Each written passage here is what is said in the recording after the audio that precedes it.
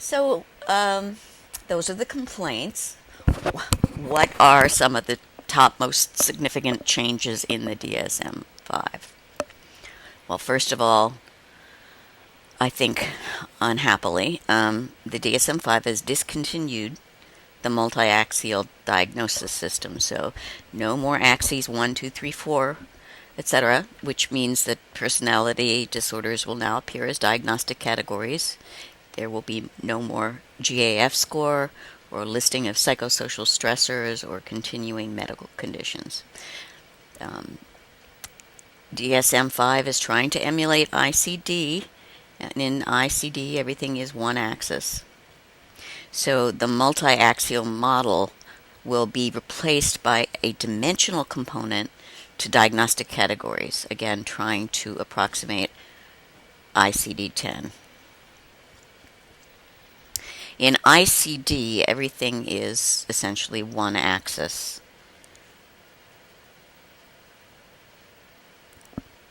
There is or it is rather, sorry, a classification system used to track morbidity and mortality of all diseases.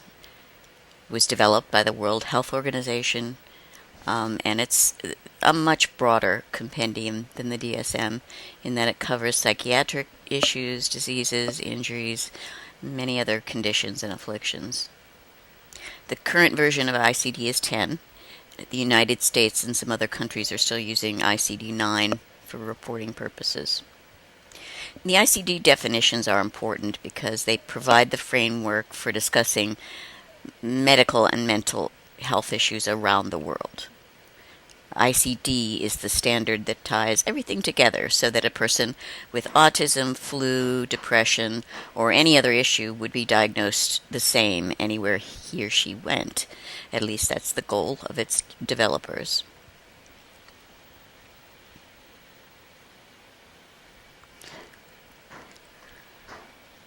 Here is an example of IC10, sample chapters and codes, as you can see. Now, many clinicians in this country continue to use the multi-axial system, and I believe we will do that in this class because I still think until we have a better system in place, it's important to consider the person in context and all issues that come to bear on a person's mental disorder. And the multi-axial system is a nice systematic way to allow the clinician to do that. More changes in the DSM-5. There's a greater biomedical orientation and presumed etiology, and that's a big conceptual shift. So we've gone back to thinking of mental disorders as diseases here. There is inclusion of Section 3, Emerging Measures and Models. This is a section of DSM-5 that serves to spark research, and it's probably a good thing. Dimensionalizing disorders, as I've said, most critics agree that that's probably a pretty good thing. That disorders are by nature not categorical so much as they are, such as they fall on a spectrum. So as I said, DSM has always in the past taken a categorical approach where a phenomenon is either determined to be got a little behind there. Where a phenomenon is determined to be a member of a category or not.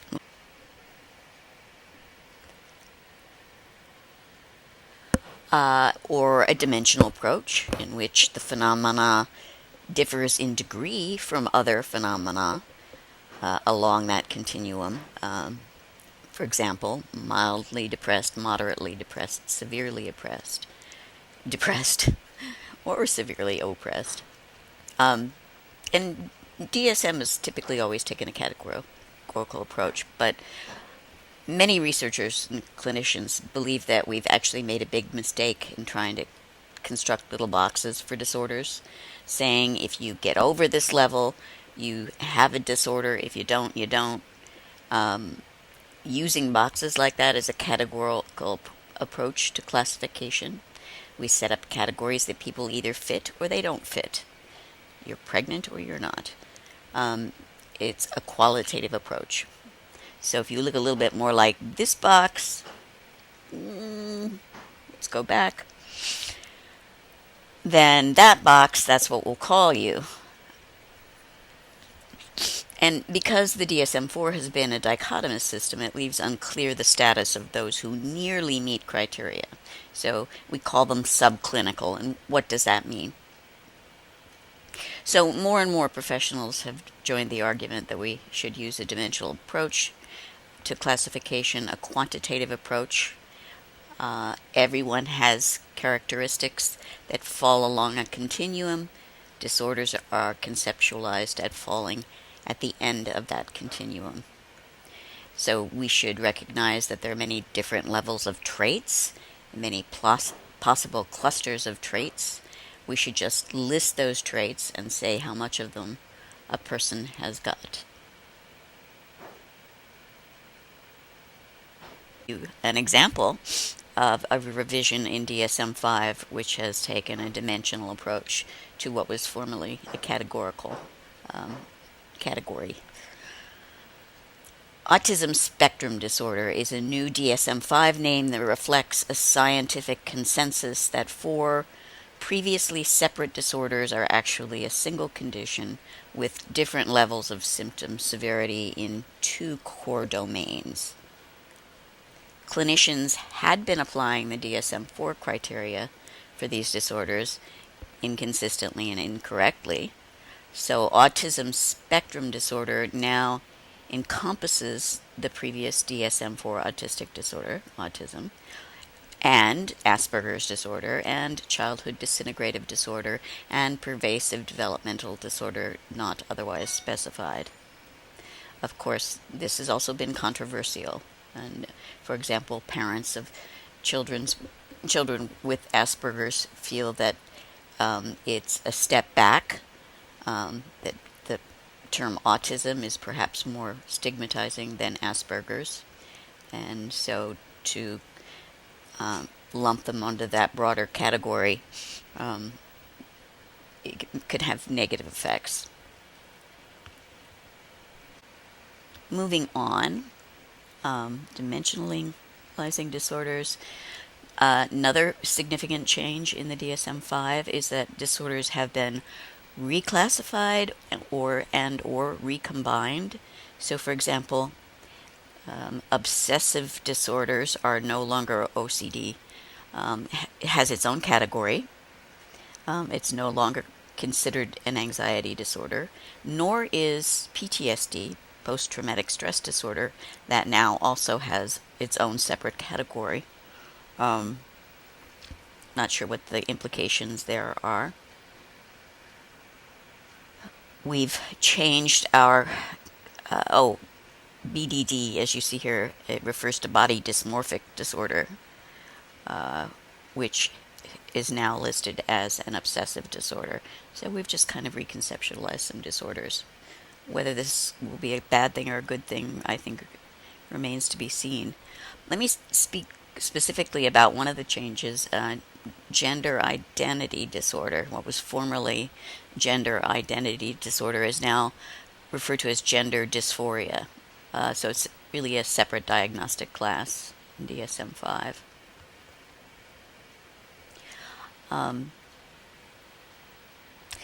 And as this says, it reflects a change in the defining feature of the former GID by emphasizing the phenomenon of gender incongruence rather than cross-gender identification, as in DSM-4.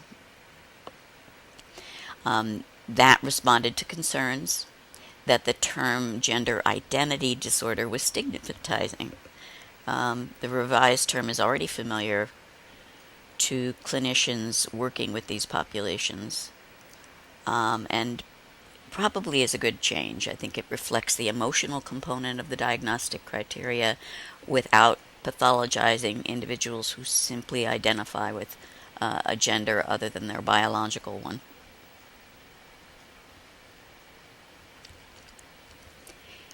And another significant change is the removal of the bereavement exclusion in major depression. This may be the most controversial of the changes. And here's the rationale.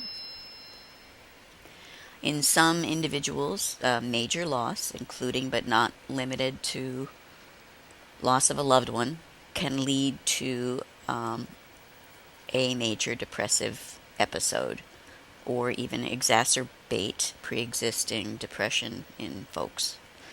So people who experience both conditions can actually benefit from treatment. But if they get the bereavement exclusion, then they're excluded from diagnosis under DSM-4 and don't have the benefit of, say, insurance benefits.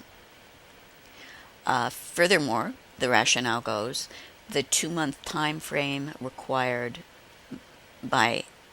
was required by DSM-4 is kind of arbitrary. Suggests this time course to bereavement, like you get 2 months and then you have to be better. So lifting the exclusion alleviates both of these problems. Finally, the depressive symptoms that are associated with bereavement-related depression respond in the same way to the same psychosocial and medication treatments as non-bereavement-related depression. So there's not necessarily any advantage to not allowing that to be treated.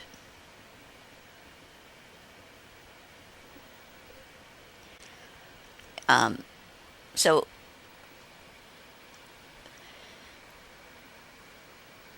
a number of studies, actually I guess 3 isn't a number, but some reviews concluded that the kinds of symptoms that are major depression symptoms that occur after bereavement are not really any different than the same symptoms you would see with a major depressive disorder.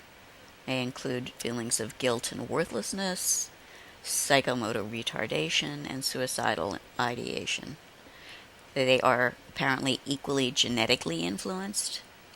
They're most likely to occur in individuals with past personal and family histories of major depressive episodes. They have similar personality characteristics and patterns of comorbidity, and they're likely to be chronic and to recur. And they respond to antidepressant medication.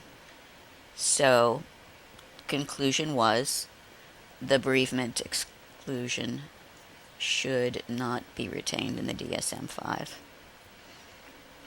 And I think this is a good thing. And DSM-5 provides in a footnote some ways for the clinician to distinguish between bereavement that's not major depression versus bereavement that is major depression or grief. So, for example, the predominant affect with grief would be emptiness and loss.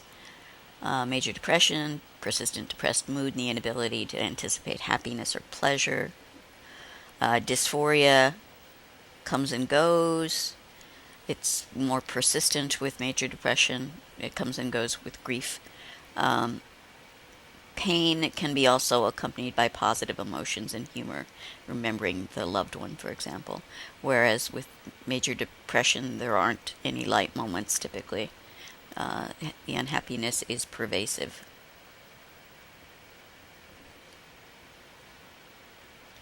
More things they give you. With grief, the third person's thought content is likely to be preoccupied with the deceased.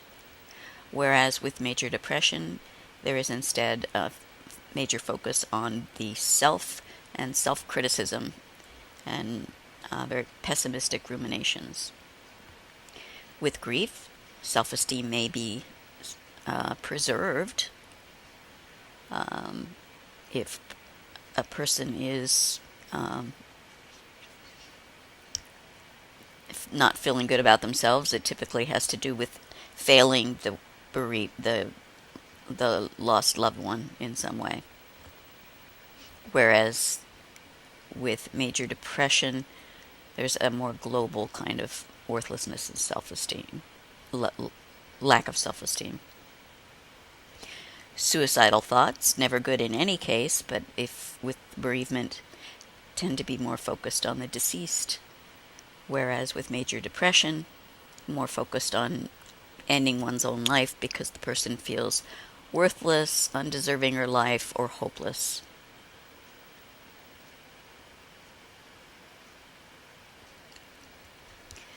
There are still continuing objections at the same time to removing the bereavement exclusion. Um, Folks have argued that depression is an expectable, culturally sanctioned response to the death of a loved one.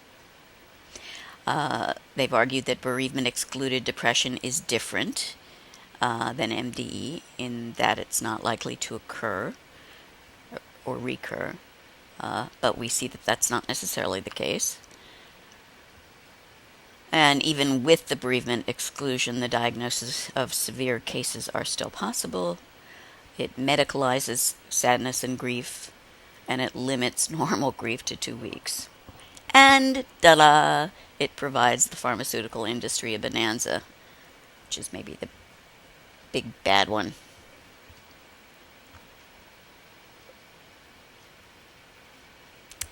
Okay, another top most significant change is the addition of non-substance addictive disorders, like gambling. This is also an important departure from past diagnostic manuals, in that the substance-related disorders chapter has been expanded to include a gambling disorder. This reflects increasing and consistent evidence that some behaviors, like gambling, activate the brain reward system, the dopamine system, with effects similar to those of drugs of abuse. This is an ongoing debate, basically. The addition of mild neurocognitive disorder.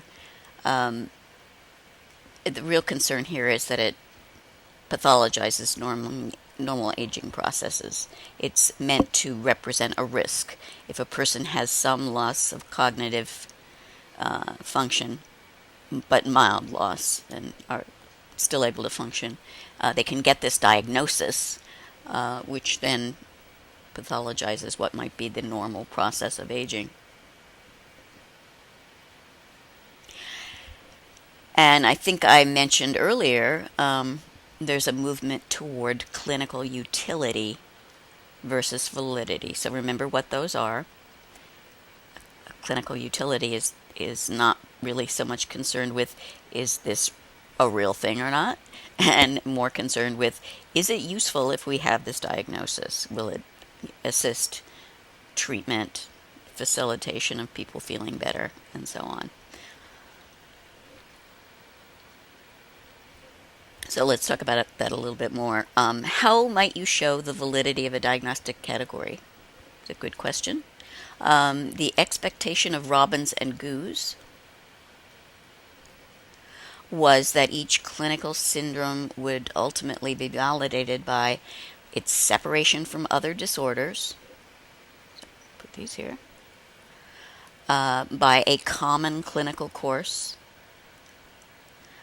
by genetic aggregation in families and further differentiation from by laboratory tests. And to these original validators, Kendall also added differential response to treatment, which could be both pharmacological and psychotherapeutic interventions.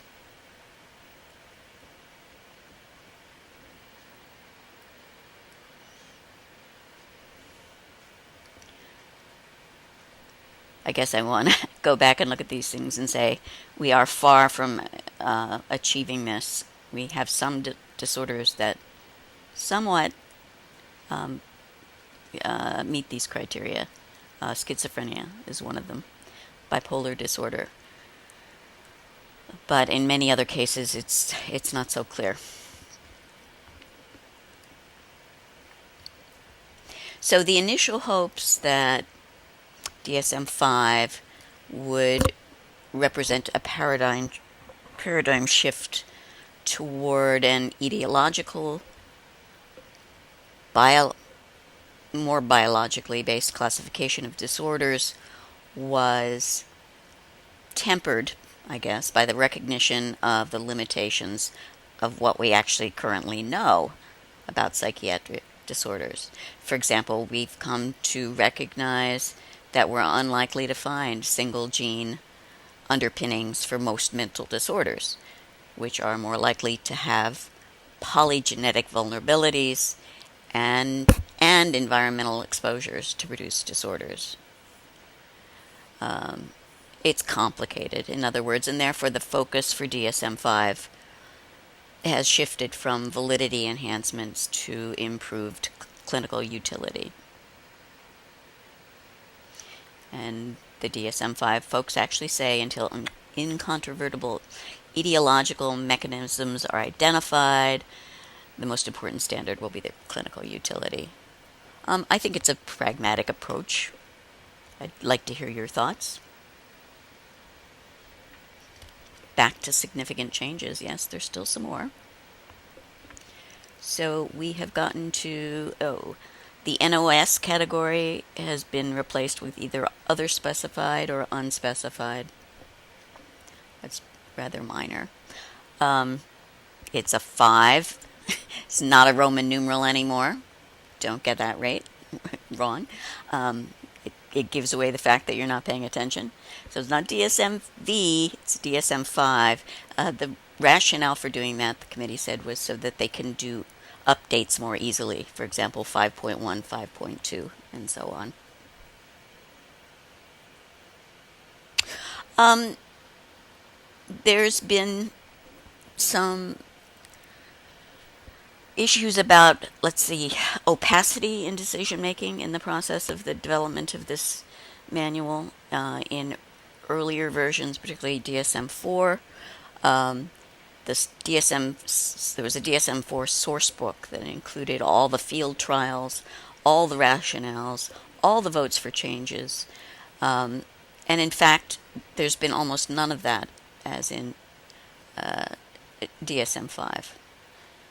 So we know that a good number of task force members have direct pharmaceutical industry ties, but there's not a lot of transparency about that.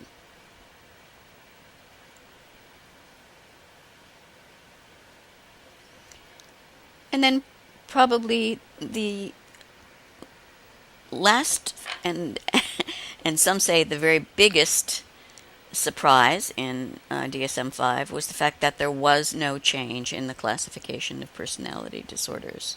So, as I talked a little bit ago, there was quite a move toward moving from categorical to dimensional models of psychopathology. We've done that with some disorders.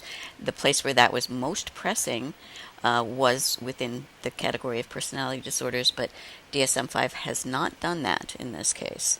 So we kind of choose which way you'll go, as you'll see.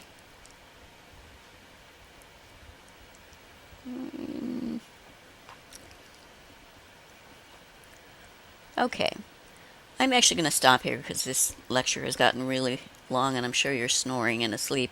You can page through the last few pages of the PowerPoint to see the structure of the DSM-5 and what can be found where. And we'll be, of course, talking about all these things. Or not all of these things. There are too many to cover in one semester, but we'll be talking about many of these things in future talks in class. Thanks for snoring through this.